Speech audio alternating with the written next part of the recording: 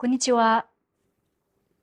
チベットテレビのテストもです。チベット This Week では、チベットやダライラマ法王、そして中央チベット政権に関する1週間のニュースをお送りします。それではまずヘッドラインを見ていきましょう。ダライラマ法王の膝関節置換術後の経過は良好であると主治医が発表しました。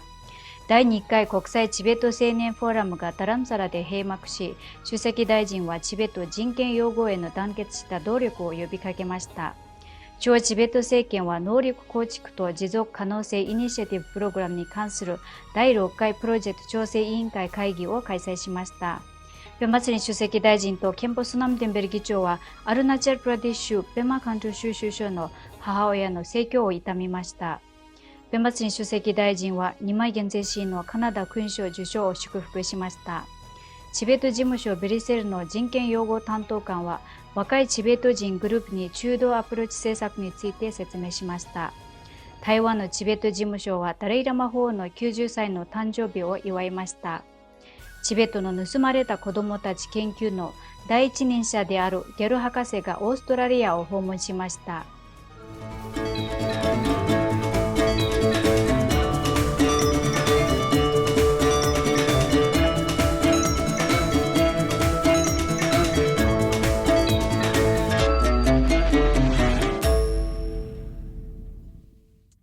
今週木曜日、ダライラマ法王の事務所から公開されたビデオメッセージで、法の主治医であるツテンドジ・シャドゥサン医師とツワンドジ医師は、法の膝関節置換術から5日目を迎えたと発表しました。医師たちによると、法は膝の手術後、急速に回復しており、理学療法により移動したり歩いたりしており、薬物治療も順調とのことです。さらに法王は療養のため近々ニューヨーク郊外のより静かな場所に移動する可能性があると述べました。今週水曜日、中央チベット政権の情報国際関係省は第16回内閣の特徴的な取り組みである第2回国際チベット青年フォーラムをダラムサラで開始しました。このフォーラムには13カ国以上から多様な教育や職業の背景を持つ100人以上のチベット人青年が集まりました。7月3日から5日までの3日間にわたるこのセミナーの初会合には、中央チベット政権の指導者であるペンバツリン主席大臣が出席し、情報国際関係省からはカマチュンイ長官と天神レシ副次官が出席しました。ペンバツリン主席大臣は演説で長年続くチベットと中国の紛争解決におけるダライラマ法の慈悲深い障害にわたる貢献と中央チベット政権の中道政策の方針について語りました。また、基調講演の中でペンバツリン主席大臣は過去3年間にわたる B タグの影響力の増大についても触れ、その動力を称賛しました。中央チベット政権はチベットの自由闘争においてコミュニティのあらゆる階層の参加を優先していると述べ、B タグの活動を人々の運動と呼び、皆に参加を奨励しました。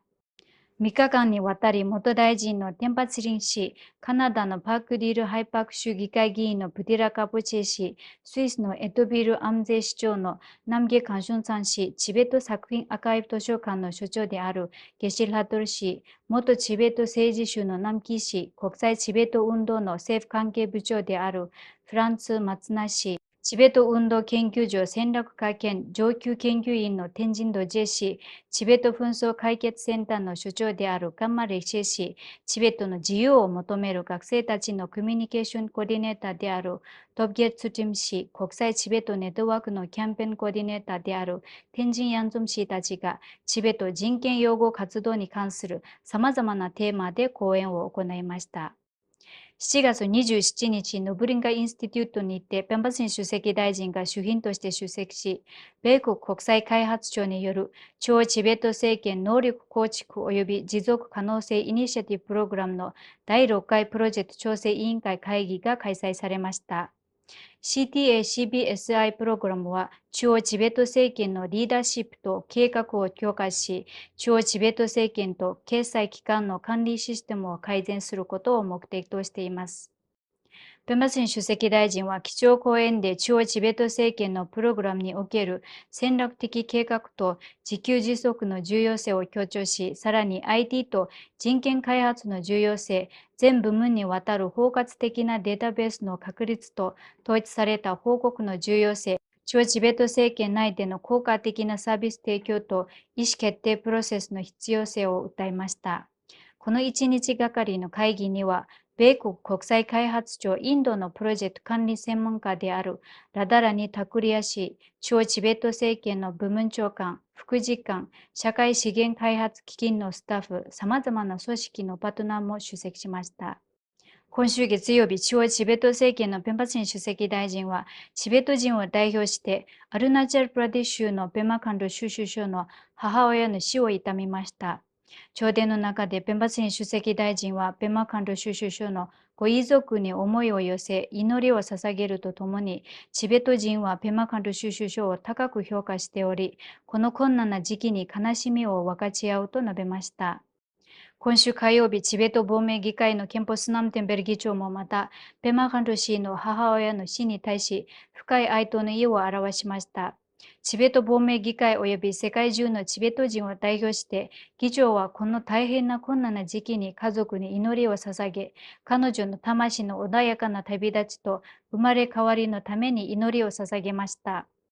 今週水曜日、中央チベット政権のペンバスリン主席大臣は、カナダ・カルガリ在住のチベット人2万元税氏に書簡を送り、カナダで最高位の栄誉賞であるカナダ勲章を授与されたことを祝福しました。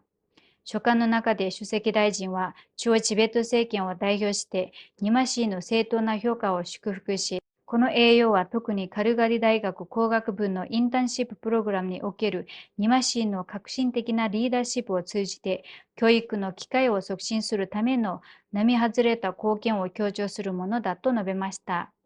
さらに主席大臣はニマ氏のプロジェクトチベット協会の会長としてのリーダーシップがカナダにおける1000人以上のチベット人の最低住の成功に貢献したことを評価しました。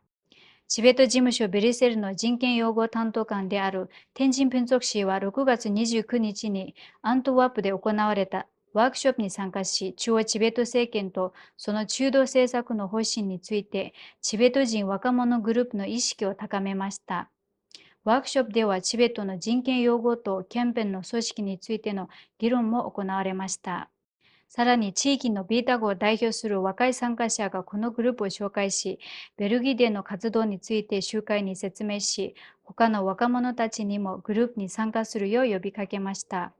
このワークショップはベルギーに拠点を置く地域の世界チベット人運動中道アプローチによって開催されました。6月30日、台湾のチベット事務所は台北のチェンティエン青年活動でダレイラマ法の90歳の誕生日を祝いました。このイベントには、関連者税総員のケンリンボチ・チャンジュプセンゲ氏、元台湾議会議員のユーメイヌイ氏、台湾チベット事務所理事のファン・リュウラオ氏、台湾チベット協会会長のタシ・ツリン氏を含む多様な来賓が出席し、約500人の台湾の支援者やチベット人が集まりました。祝賀会では、ケサンゲン前バワ代表が法の4つの公約や台湾の信者との関係、チベット人の運動を促進するための台湾の政策変更について紹介しました。さらに先月には台湾チベット仏教協会とガンデシャツ総員協会が法の誕生日を祝うイベントを開催しました。ベルギーのアルショットでも法の90歳の誕生日の事前祝賀会が行われました。ベルギーの同盟協会が主催したこの祝賀会には特別ゲストとしてチベット翻訳研究所のゲシルント研究所長と主賓としてチベット事務所ベリセンのティネワンディ長官が出席しました。今週火曜日、中国政府のチベットにおける同化政策と教育政策の第一人者であるギャル博士がキャンベラのチベット事務所を訪問しました。ギャル博士はチベット議会議員のロプサン・ギャツシタル氏とディジタルセキュリティ・オブ・チベット・アクション・インスティテュートの同僚であるドジュ・プンゾク氏が同行しました。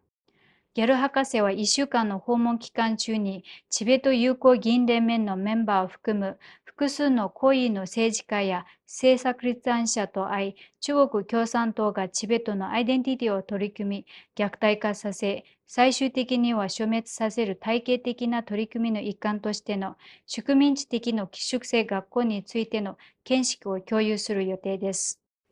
ギャル博士はまたシドニーでオーストラリアチベット評議会とアムネスティ・インターナショナル・オーストラリアが主催する公開講演に出席するほか、習近平時代以降の中国とチベットの関係というテーマで、中国の専門家や学者とともにチベット情報局が主催するセミナーにも出席します。